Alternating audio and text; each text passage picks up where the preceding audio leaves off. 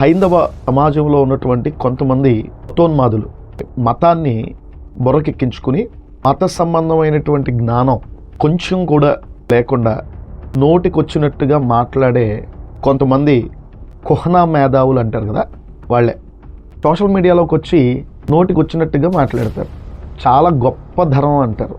ఆ గొప్ప ధర్మం వీళ్ళకి సంస్కారం నేర్పించలేకపోయింది. ఆ గొప్ప ధర్మం వీళ్ళ నోటికి బుద్ధి నేర్పించలేకపోయింది. వీరు నోళ్ళు తెరిస్తే హైదరాబాద్లో ఉన్న హుస్సేన్ సాగర్ కూడా అంత కంపు కొట్టదు. సోషల్ మీడియాలో కొంతమంది మతోన్మాదుల యొక్క నోళ్ళు అలా కనిపిస్తున్నాయి. వాళ్ళ ధర్మం గురించి మాట్లాడితే వాళ్ళ ధర్మానికి ఆధారమైనటువంటి గ్రంథాలు ఉన్నాయి. ఆ గ్రంథాల్లో ఉన్నటువంటి విషయాలని గురించి వాళ్ళు ఆలోచించుకుంటే నడుస్తున్న సమాజంలో చేస్తే యాక్సెప్ట్ చేస్తారా? ఎదుటివారిని మాట్లాడే ముందు అసలు మన పుస్తకాల్లో ఉన్న నీతి ఎంతవరకు కరెక్ట్, అది నీతే దుర్నీతే అనేది ఆలోచించుకోవాలి. నేను ఇప్పుడు ఈ మాట ఎందుకు చెప్తున్నాను అంటే, ఒక వీడియో సోషల్ మీడియాలో పోస్ట్ చేశాం. క్రైస్తవ్యం క్రీస్తు శకం 50వ సంవత్సరం నుండే భారతదేశంలో ఉంది అనే విషయాన్ని పోస్ట్ చేయడం జరిగింది. ఎవరు అవునన్నా కాదన్నా క్రీస్తు శకం 50వ సంవత్సరంలోనే క్రిస్టియానిటీ అనేటటువంటిది భారతదేశంలో ప్రవేశించింది. యేసుక్రీస్తు శిష్యుడైనటువంటి తోమా భారతదేశానికి వచ్చి ఆర్య బ్రాహ్మణుల మధ్య గొప్ప సువార్త చేశాడు. ఈ భారతదేశంలో తొలుత యేసుక్రీస్తును అంగీకరించినటువంటి వాళ్ళు కూడా ఆర్య బ్రాహ్మణులే. చరిత్రని అధ్యయనం చేస్తే మీకు అర్థమవుతుంది. చరిత్రను ఎవరు దాచిపెట్టలేరు కదా. ఫేక్ వాట్సాప్ యూనివర్సిటీల్లో నేర్చుకుంటే అక్కడంతా గుడ్డితనమే తప్ప స్పష్టమైనటువంటి జ్ఞానం ఏది కూడా అందదు. ఎన్ని అబద్ధాలు చెప్తే అంత బాగా భారతీయులు నమ్మించవచ్చు అనమాట. మీకు ఆదర్శవంతులైనటువంటి వాళ్ళందరూ కూడా అబద్ధాలు చెప్పే మిమ్మల్ని నమ్మించి గద్దెనెక్కి అన్ని రకాలైనటువంటి రాజభోగాలు అనుభవిస్తూ ఉన్నారు. మీలాంటి వెర్రోళ్ళ ఆలోచన విధానం వాళ్ళ వెనకాల జేజేలు కొట్టేటటువంటిదిగా ఉంది కాబట్టే ఎవరి ఆటలైనా సాగుతూ ఉన్నాయి. ఇప్పుడు నేను చెప్పదలుచుకున్నది ఏమిటి అంటే, నాకు ఒకడు పోస్ట్ చేశాడు, సెల్ ఫోన్లో ఉంది ఈ పోస్ట్. క్రిస్టియానిటీని గురించినటువంటి ఇచ్చినటువంటి వివరణలో 54,000 మంది వీక్షించారు. ఈ వీడియో వైరల్ అయింది. చాలామంది దీని కింద కామెంట్స్ చేశారు. ఈ మతోన్మాదుల బ్యాచ్ కూడా ఈ వీడియోలో ఇంక్లూడ్ అయ్యి వాళ్ళ నోటికి వచ్చినటువంటి కామెంట్స్ అన్నీ కూడా పెట్టారు. వాళ్ళు పెట్టినటువంటి కామెంట్స్ అన్నిటికి కూడా నేను జవాబు ఇవ్వడం జరిగింది. ఇక్కడ ఒక పోస్ట్ పెట్టారు. ఏంటి ఆ పోస్ట్ అంటే, అబ్రహాము తన చెల్లిని పెళ్లి చేసుకున్నాడు, యూదా తన కోడలైనటువంటి తామారును, వీడికి తామారు అంటాం కూడా రావట్లా, తామారో అనేది కూడా వీడికి ఆ విఘ్నత కూడా లేదు. అంటే ఎక్కడైనా కొంచెం తప్పుగా మాట్లాడేటటువంటి అంశం ఏదైనా ఉంటే దాన్ని వెలికి తీసి మాట్లాడడం అనేటటువంటిది వీళ్ళకి బాగా అలవాటైపోయినటువంటి విషయం. అంటే అబ్రహాము చెల్లిని పెళ్లి చేసుకున్నాడని, కోడలతో పోవడాన్ని బట్టి ఆ బిడ్డల్ని కన్నారని, ఈ ప్రకారంగా చూస్తే యేసు ప్రభు తల్లి దాకా వచ్చి బైబిలే పుస్తకం అని చెప్పి వీడు ఆ మెసేజ్లో పెట్టాడు. అంటే మనం మాట్లాడలేని మాటలు, అత్యంత హేయమైన అవమానకరమైనటువంటి మాటలు వాళ్ళ నోటంట మాట్లాడుతున్నారు. ఎందుకంటే వాళ్ళ సంస్కృతి వాళ్ళకి అదే నేర్పించింది. అది ధర్మం. ఏది ఎల్లని మాట్లాడడమే వాళ్ళ ధర్మం. అదృష్టవశాత్తు యేసుక్రీస్తు అలాంటి ధర్మంలో నుండి బయటకు తీసుకొచ్చి పవిత్రమైనటువంటి నోటి ఉచ్చారణ కలిగి సాటి మనిషితో ఎంత సంస్కారయుతంగా మాట్లాడాలో నేర్పించినటువంటి ప్రభు అయినటువంటి యేసుక్రీస్తుకి ఎంతైనా నేను, నా తోటి వారు ఎందరైతే అంగీకరించారో వాళ్ళందరం కూడా రుణపడి ఉన్నాం. సంస్కారాన్ని నేర్పించారు. మనుషులందరి పట్ల ఎటువంటి భావజాలాన్ని కలిగి ఉండాలో కూడా యేసు ప్రభు వారు నేర్పించారు. క్రైస్తవ్యంలో ఉన్నటువంటి ఒక గొప్పతనం ఏమిటి అంటే, క్రైస్తవ్యం అంటే మతం కాదండోయ్. మీ మతంలో కొందరిని కలుపుకుంటారు, కొందరిని తొక్కేస్తారు. కొందరికి ఆహ్వానాలు ఉంటాయి, కొందరికి వెలివేతలు ఉంటాయి. కానీ క్రిస్టియానిటీలో ప్రపంచంలో ఉన్నటువంటి ప్రతి జాతి మనుషునికి ఆహ్వానం ఉంది. అసలు వివక్ష ఉండదు, వెలివేతలు ఉండవు.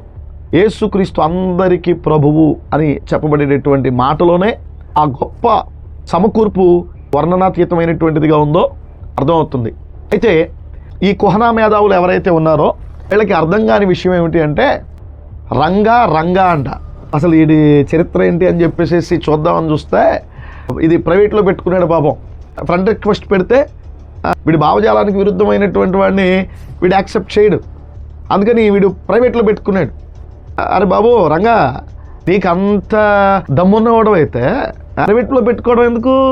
నీ ఫేస్బుక్ అకౌంట్లో ఉన్నటువంటి ప్రతిదీ కూడా పబ్లిక్గా చూపించు. నీ మనస్తత్వం ఏంటో, నీ వ్యక్తిత్వం ఏంటో అనేది మొత్తం అందరికీ అర్థం అవ్వాలి కదా. ఇప్పుడు మేమేమి ప్రైవేట్లో పెట్టుకోలేదు కదా, మేము పబ్లిక్గానే ఉన్నాం కదా, నువ్వు కూడా పబ్లిక్లో పెట్టుకో. వీడికి నేను ఇచ్చేటటువంటి జవాబు ఏంటంటే, అబ్రహాము చరిత్రను గురించి వీడికి తెలియకపోవచ్చు. ఒక ప్రాంతం నుండి ఇంకొక ప్రాంతానికి వలస వెళ్ళాడు. అబ్రహాము ఆ ప్రాంతానికి వెళ్ళినప్పుడు అక్కడ స్థానికులు, బాబు నువ్వు ఎక్కడి నుంచి వచ్చావు కదా, ఇక్కడ ఆశ్రయం పొందడానికి వచ్చావు కదా, ఇదిగో ఇక్కడ ఉండు అని చెప్పారు. స్థానికులు చెప్పినప్పుడు స్థానికులు అబ్రహాం భార్యను చూచారు. ఆమె చాలా అందంగా ఉంటుంది.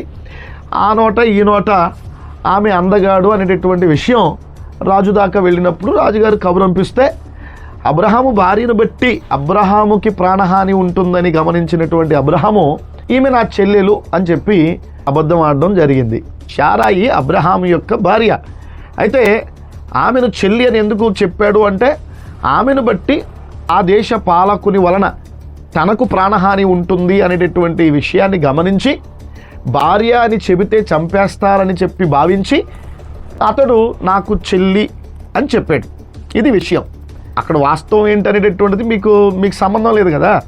అబ్రహాము చెల్లిని చేసుకున్నాడు, ఇటువంటి సంస్కృతి ఎక్కడైనా ఉంటుందా అని చెప్పి గగ్గోలు పెడుతున్నారు కదా. అసలు భారతదేశ సంస్కృతి ఇక్కడ ఉన్నటువంటి తెలుగు వాళ్ళకి ఎంతమందికి తెలుసురా బాయ్ మీకు? మతోన్మాదులారా. ఉత్తర భారతదేశం, దక్షిణ భారతదేశంలో సాంప్రదాయాలు మీకు తెలుసా? ఎన్ని రాష్ట్రాలు ఉన్నాయి? ఈ రాష్ట్రాల్లో ఎన్ని జాతులు ఉన్నాయి? ఈ జాతుల్లో ఎవరెవరి ఆచార వ్యవహారాలు ఏంటి, సాంప్రదాయాలు ఏంటి మీకేమైనా తెలుసా? పడి ఏడి చేస్తున్నారు కదా, చెప్తాను, ఇప్పుడు తెలుసుకుని చావండి.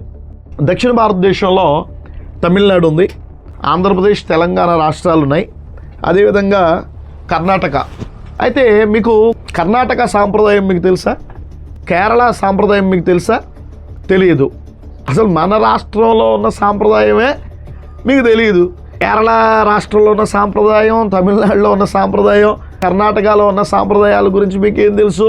కర్ణాటకలో కొన్ని జాతులు ఉన్నాయి, హిందూ ధర్మాన్ని ఆచరించేటటువంటి జాతులే. ఈ జాతుల్లో మొదటిది ఒక్కాలిక అనేటటువంటి జాతి. ఈ ఒక్కాలిక జాతిలో నుండి విభాగింపబడినటువంటి జాతి ఏంటిది? లింగాయత్. ఇవి 2 వర్గాలు. అంతేకాకుండా కురబ, రెడ్డి, కాపు, ఇవి కర్ణాటకలో ఉన్నటువంటి జాతులు. ఏపీ సరిహద్దు ప్రాంతం కాబట్టి ఈ సరిహద్దు ప్రాంతాల్లో ఉన్నటువంటి వాళ్ళ యొక్క బంధువర్గాలలో ఉన్నటువంటి వాళ్ళ పిల్లల వివాహాలకు సంబంధించినటువంటి అంశాల్లో వీళ్ళు వ్యవహరించేటటువంటి తీరేంటో తెలుసా? ఇప్పుడు నేను చెప్పినటువంటి ఒక్కాలిక, లింగాయత్, కురబ, రెడ్డి, కాపు అనబడినటువంటి వర్గాలకు చెందినటువంటి వాళ్ళు వాళ్ళ యొక్క చిన్నమ్మ పిల్లల్ని పెళ్ళిళ్ళు చేసుకుంటారు. అంటే చిన్నమ్మ కూతురు ఏమవుతుంది? చెల్లే కదా.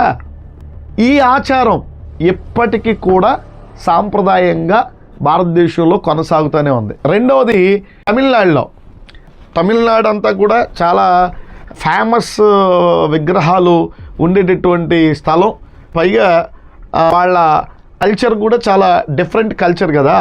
ఆ డిఫరెంట్ కల్చర్కి సంబంధించి తమిళనాడులో పన్నీయర్ అనేటటువంటి ఒక తెగ ఉంది, ముతరయ్యర్ అనే ఒక తెగ ఉంది, గౌండర్ అనేటటువంటి తెగ ఉంది, నాయర్ అనేటటువంటి కొన్ని ఉపవర్గాలు కూడా ఉన్నాయి ఇందులో.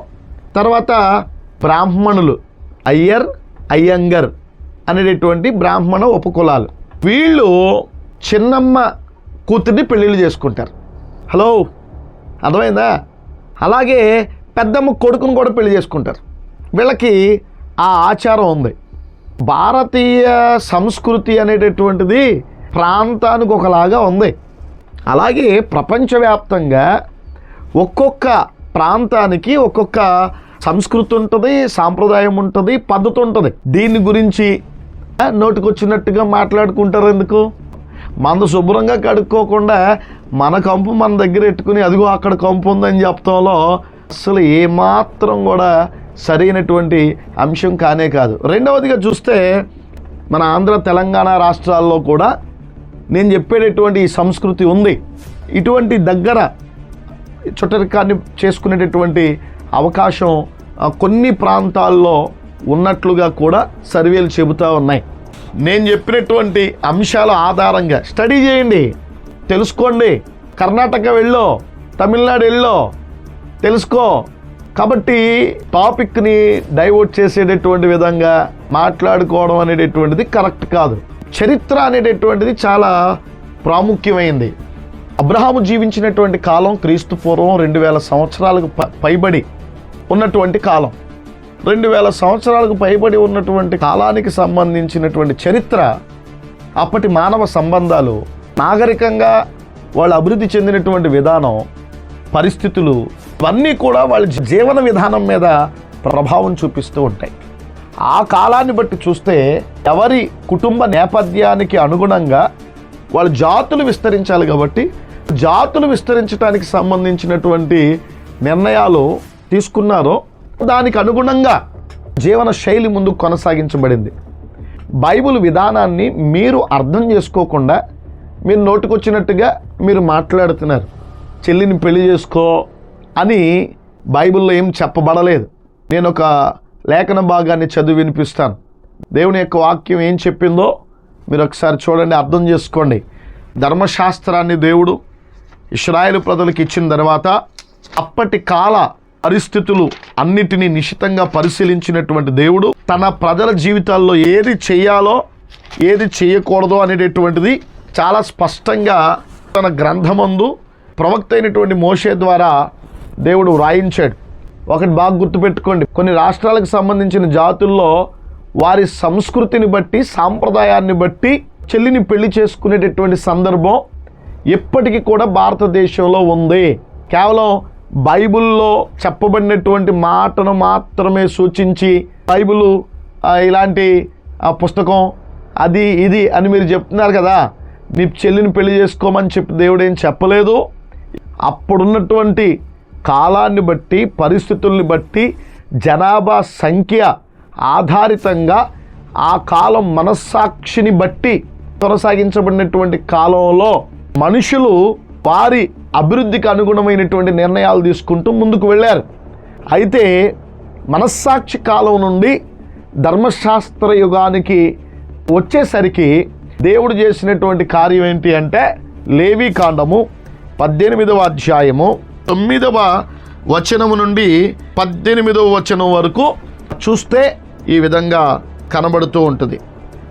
నీ కుమారుని కుమార్తె మానఛేదనమునైనను కుమార్తె మానఛేదనమునైనను తీయకూడదు. నీ తండ్రి వలన పుట్టిన నీ తండ్రి భార్య కుమార్తె నీ సహోదరిని ఆమె మానఛేదనమును తీయకూడదు. అలా దేవుడు చెప్పుకుంటూ వచ్చి 17వ వచనంలో చెప్తాడు, ఒక స్త్రీ మానఛేదనమును ఆమె కుమార్తె మానఛేదనమును తీయకూడదు. వారు ఆమె రక్త సంబంధులు, అది దుష్కామ ప్రవర్తన. ఇంత స్పష్టంగా దేవుడు రాయించి పెట్టాడు పరిశుద్ధ గ్రంథంలో. దేవుని యొక్క వాక్యం ఎప్పుడు కూడా మనుషుల్ని సరిచేసేటటువంటి విధంగానే ఉంది, కానీ మనుషులు చేసే తప్పుడు పనులు, తప్పుడు ప్రవర్తన, తప్పుడు సాంప్రదాయాన్ని బైబిల్ ఎప్పుడు కూడా యాక్సెప్ట్ చేయలేదు.